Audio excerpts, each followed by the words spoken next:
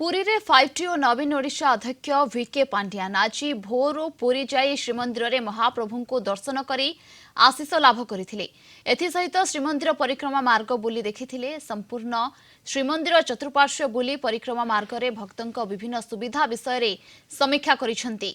पूर्वरु परिक्रमा प्रकल्प निर्माण चलिथिबा बेले विभिन्न समय रे पुरी जाई निर्माण कार्यर अग्रगति समीक्षा करथिले 5T अध्यक्ष कार्तिक पांड्यान।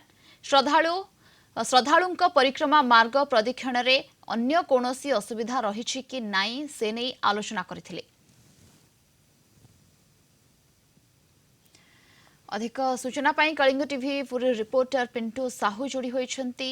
पिंटू, परिक्रमा मार्ग रे 5T अध्यक्ष आज भोरु जाई महाप्रभु को दर्शन करने सहित परिक्रमा मार्ग मध्य बुली देखिछंती एवं भक्तंक सुविधा असुविधा संपर्क रे पचारि बुझिछंती।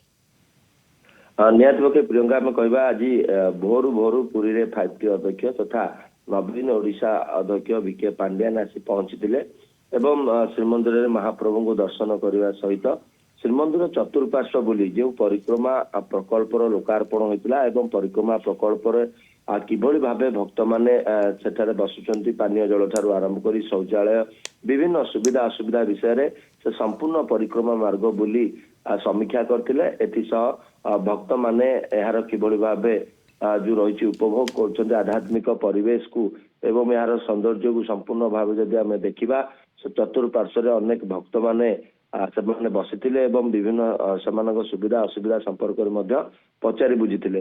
किंतु प्रत्येक शनिवार जदि आम देखा से पुरी आसी थांती। पूर्व जितेबाला यही परिक्रमा प्रकल्पर निर्माण कार्य जारी रही से प्रत्येक समय शनिवार पुरी आसती एवं निर्माणकारी संस्था सहित विशेष भाव आलोचना कर अग्रगति नहीं। किंतु वर्तमान जदि आम देखा संपूर्ण लोकार्पण पर्व सरी किभली भाव व्यवहार करा भक्तों कौन सब सुविधा असुविधा रही भक्त मैंने किपरि परिक्रमा मार्ग रे पदक्षेण कर समस्त दिग को ध्यान देइछंती 5T अध्यक्ष एवं संपूर्ण भाव महाप्रभु को दर्शन सारी फेरिबा समय दक्षिण द्वार दे संपूर्ण श्रीमंदिर चतुर्पार्श्व बुली एने विशेष भाव जदि आम देखा भक्त मानकर अनेक सुविधा करा जायछि। भक्त मानक लगी सेमानक समस्त सुविधा सठिक भाव में पाउछन्ति ना नहीं ए समस्त दिग को ध्यान दिया जायछि एवं भक्त माने निर्द्वंद्व रे किभली निर्विघ्न रे किभली भाव परिक्रमा मार्ग बुलिबे एवं श्रीमंदिर परिक्रमा करिवे एने विशेष भाव ध्यान दिया जायछि। समस्त कार्य को